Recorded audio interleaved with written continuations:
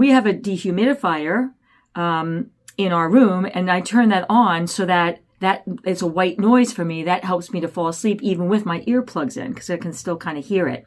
So having a white noise in your background for your sleeping can help you to calm your nervous system and can cover over some other sounds that might get your attention while you're sleeping to wake you up. And all these are to the end goal of getting better, consistent sleep that's not disrupted. Hi, welcome to the Judy Terrell Show, where I explore topics intended to optimize every body 50, 60, 70, and above. Hi, everybody. I'm Judy Terrell, and I am a lifestyle as medicine practitioner. And today we are going to talk about sleep. All right. In particular, sleep for peri through postmenopause in females, but some of which I'm going to talk about might apply to people of different sexes and that are in different stages of their life. But sleep is one of the 7 pillars of lifestyle medicine, and others include eating, movement and exercise, sleep, stress management, environmental influences, community and relationships, and purposefulness and meaningfulness.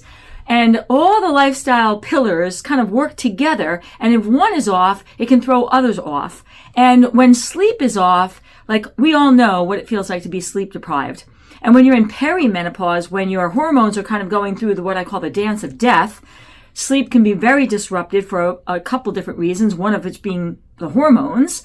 And when you're in postmenopause, you don't have that same fluctuation of hormones, but there are things that happen that can disturb the sleep that are more common in postmenopause. And that's what I'm going to talk about in this video. What are some actionable, repeatable lifestyle habits that you can do to enhance and improve your sleep?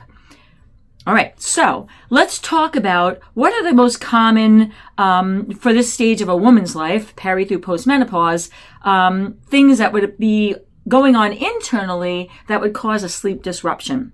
And the first one I've kind of hit on already, and that is a hormonal dysregulation, and not even so much about estrogen, but more with progesterone.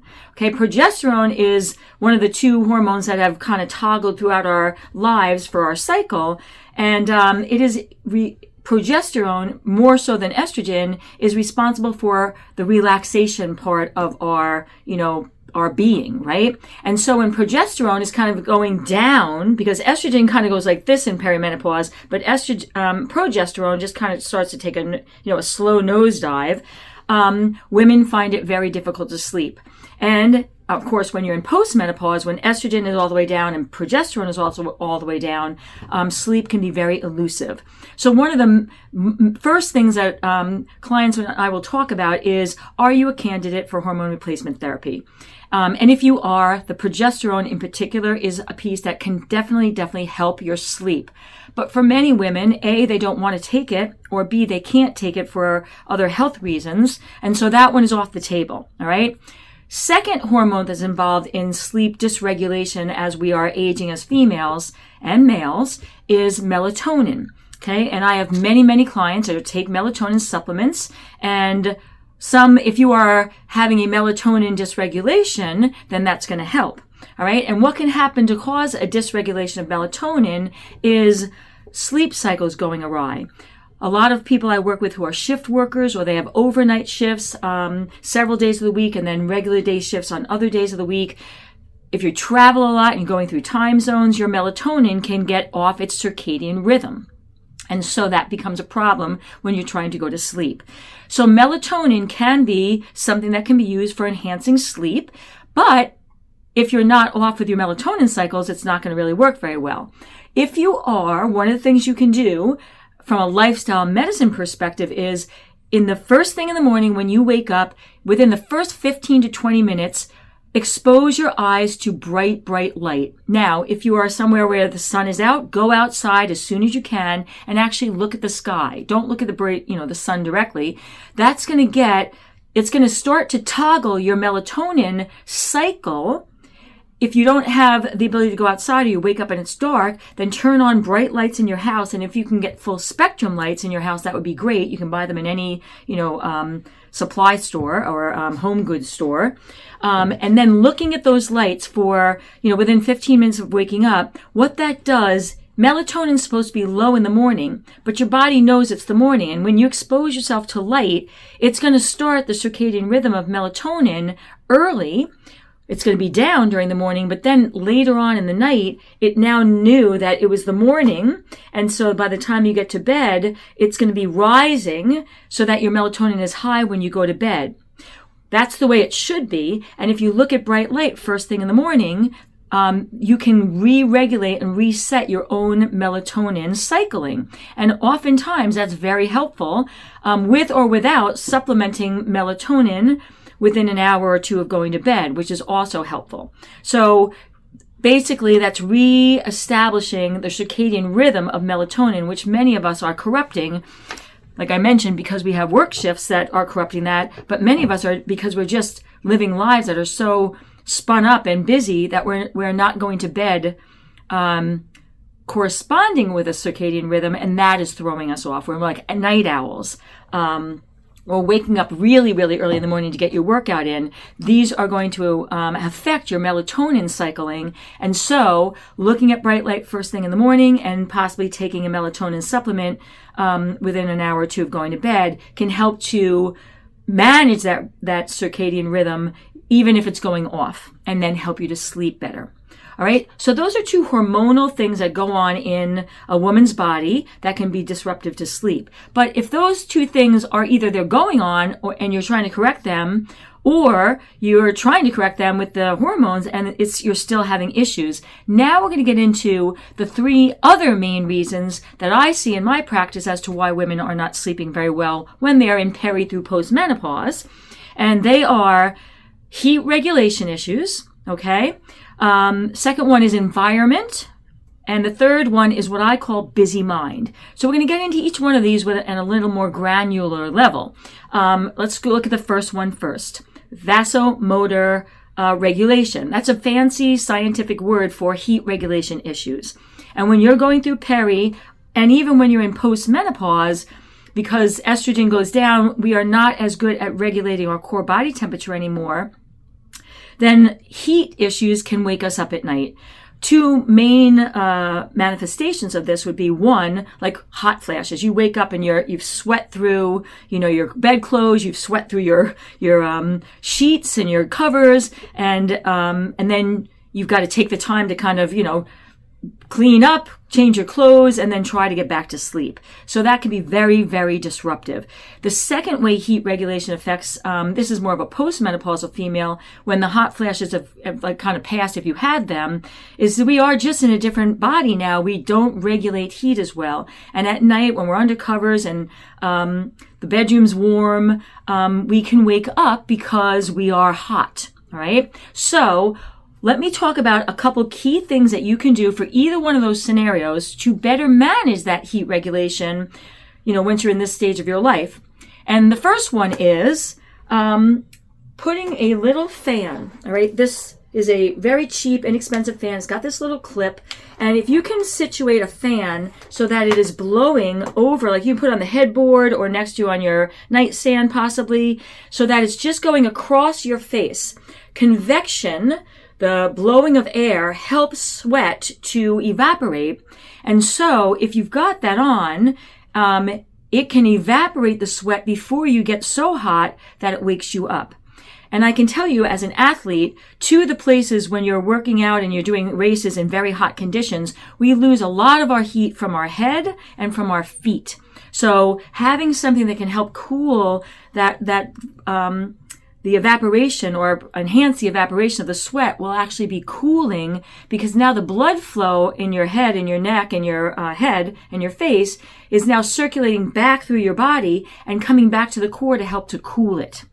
So correspondingly, your feet, you could do the same thing and maybe put a fan on your feet. But before you even get to that, my lifestyle medicine technique that I tell women is not to use the fan on their feet, but just take your feet out from underneath the covers. Like pull the covers out from the bottom of your bed so that when you're going to sleep, your feet are exposed, but you're covered by the rest of the covers. again, we lose a lot of heat through our feet and our head. So if we can enhance that when we are having heat regulation issues, it can be just enough to stop you from getting so overheated that you get woken up and then disrupt the sleep. All right. So those are two ways. Another way for the vasomotor regulation that I've found very successful with clients is get the gel ice packs, put them in your freezer, and then when you go to bed, put that gel ice pack under your pillow. When you wake up in the middle of the night, if you wake up from heat, you can flip your pillow around, and now the cool side that was on the ice pack is now against your face. And again, we lose a lot of heat from our face, so if we can enhance that by bringing something cool there and then circulate that blood back into the core, which now has a cooling effect on the core, you might wake up, but then you can immediately get back to sleep. If the heat regulation would be something that was going to keep you up after you woke up, we're better managing that, so you might wake up but then fall back to sleep because you got that ice pack underneath your pillow. And you can keep flipping that over during the night because, you know, the pillow will stay cool with that ice pack. It doesn't melt. It's still going to be cool for several hours. So those are environmental things that we can do as lifestyle hacks for the heat regulation issue. Another thing you can do is tart cherry juice, consolidated tart cherry juice. You can buy it in the grocery stores, and take about 1 ounce because it's very consolidated, and then put that into about 6 to 8 ounces of either water or seltzer on ice. And then you're going to drip in, you know, following the recommendation from the packaging that you're buying this from, valerian root. All right, so valerian root in the tart cherry juice and ice, you know, a glass of ice with other, like either seltzer or water. And if you drink and sip on this and drink it before you go to bed, this combination, along with the coolness of the liquid, is going to help to regulate your core temperature. And the valerian root also helps with melatonin. So now you've got a combination that can handle the vasomotor and possibly the melatonin combination that you can do before you go to bed, which now might stop either one of those from waking you up and disrupting your sleep. All right. So that's in the category of vasomotor sleep disruption. Second category is environmental things. Okay. I know as a 63-year-old postmenopausal female, I am very sensitive to my environment, and when I'm sleeping, you know, my partner snores, and he has sleep apnea, and any light, you know, even from the light on my phone charger could be enough to disrupt me. So the environment that you're sleeping in, I have a lot of women that are similar to me, and as we're in postmenopause, if you've been sensitive your whole life, there's a tendency to become even more sensitive. So some of the things that I do and that I recommend for my women clients in the sensitive to the environmental stimulus category, I wear an eye mask when I go to bed. Just taking out any light, you know, sometimes just the daylight coming up, if I'm sleeping beyond, you know, the sun rising, can wake me up prematurely. A light flickering, you know, in another area of the house, like that's in the kitchen, that the door is open to the bedroom, that can get my attention in the middle of the night. So covering your eyes, taking away that sensory input from light, your partner getting up and turning his phone on to check the time or something, that can be just enough to wake you up and then not be able to get back to sleep. So the eye mask is a necessity for me. In addition to that, earplugs. I find my ears are they're formed a little bit differently. So the only earplugs that I've been able to really use are the silicone little dots, because you can put them in your ear and they mold to your eardrum, as opposed to ones that are like they're already in a form. They don't usually fit for me. They don't really block out the sound. Even these high end ones that you can buy with, that for people who, you know, work in very loud environments or on motorcycles or things, they don't fit my ears, but these silicone dots, they do. And checking out that auditory sense and the visual together has been a game changer for me for sleep disruption from the environment that I'm in. I have shared these with other women in our age stage of life and have found dramatically successful results. In addition, you can use a white noise. We have a dehumidifier in our room, and I turn that on so that it's a white noise for me. That helps me to fall asleep even with my earplugs in, because I can still kind of hear it. So having a white noise in your background for your sleeping can help you to calm your nervous system and can cover over some other sounds that might get your attention while you're sleeping to wake you up. And all these are to the end goal of getting better, consistent sleep that's not disrupted. The other thing about the environment is, again, we're talking about the heat regulation, making sure your room is on the cooler side as opposed to the warmer side, especially as a peri through postmenopausal female who's already struggling with, vasomotor regulation issues and the possibility of those waking you up. So those are in the environmental category of things that can disrupt sleep. And now the third one, and most likely, perhaps for you, but definitely for my clients, the biggest one is what I call busy mind. And basically this has to do with our nervous systems are firing on all cylinders. We have a circadian rhythm for cortisol. It's supposed to be higher in the morning and lower in the evening, the opposite of the melatonin. But for many of us, our cortisol is up all the time. There's no rhythm to it anymore, or very slight. And when we go to bed, the cortisol is still high and we might be able to fall asleep, but then we wake up because, in my opinion, in my theory, we're dreaming about the things that are bothering us in real life, not even consciously, but sometimes yes. And that's spilling cortisol in the middle of the night. Now you wake up and you can't get back to sleep because your cortisol is at the high level that it should be during the day, and it's not supposed to be high at night. It's supposed to be low. So this busy mind, spun up sympathetic nervous system that's kind of stuck on mode and not going into the parasympathetic and then waking us up and either causing us not to be able to fall asleep, but much more commonly, it's waking up and then not being able to get back to sleep because your mind is busy, okay? So what do we got for that? All right, so this is one that I use almost every night, definitely during periods of high stress.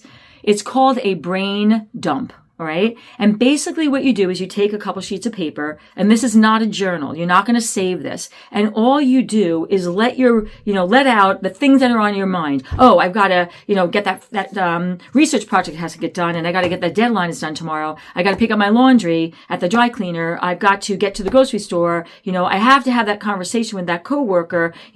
All that, I've got to figure out, I don't have enough time to do blah, blah, blah. It's whatever is going on in your mind. You're basically just dumping it from your mind onto paper outside of your mind. And it may sound like, well, what's the difference? Because now, you're just writing it down and now it's top of mind anyway. But the observation studies and the evidence-based studies all show that by doing this, you're dumping it out of your mind, and now your nervous system can kind of come, it may not go down to a 0 level and parasympathetic nervous system kicking in, which is your rest relax, but it's going to down-regulate from just dumping that out to paper. And it is a very, very effective tool for, minimizing those thoughts then being invasive and waking you up in the middle of the night and not being able to fall back to sleep. All right. Another one for busy mind is queuing up on your phone. And there's a couple apps for this. One is called Calm and one is called Insight Timer. And both of these will have visualizations. All right. They are recorded people speaking in very calm tones, and they are not like a meditation where these are actually sceneries, right? One that I love to do is a white light energy coming through the top of your head and traveling down your body. Another one is a walk in nature. But these are actually scripts, and they're you want to find ones that are short, 5, 7, 10 minutes. And then you've got that queued up. And before you go to bed, just play it. Maybe you've done your brain dump and now you do this visualization. You're closing your eyes. You don't have to do it yourself. You're passively receiving it, but doing it because of the suggestions that's put into your mind from the recorded version that you're listening to. And these are designed to take your sympathetic nervous system that's revved up down into the parasympathetic nervous system, which is the rest, rejuvenate, repair. And it's going to lower cortisol. And these are effective for setting the scenario for everything to be calmed down before you go to bed, so that when you're in bed and sleeping, your busy mind doesn't wake you up. All right? So those are my major lifestyle medicine practices that have science and evidence-based research now, because a lot of research is now being done on lifestyle as medicine. So we're getting more and more information almost daily that's evidence-based studies and showing that everything that I've just exposed you to right now has an effect. Now, everybody's different. So one tool is going to work a little better for one person than another. One might work well for a certain period of time, and then your life changes, and now you need one of the other ones. Usually a combination of these are your best approach. But I want to leave you with knowing that you don't have to be a victim to sleep medications that have all negative side effects, correlated with, not the least of which is you wake up the next day very groggy. These medications, if you will, lifestyle practices as medicine, have only positive side effects. So I hope that you've taken a couple that you can maybe start to try to operationalize in your own lives. And, if you're looking for lifestyle medicine and more tips and tools, follow me.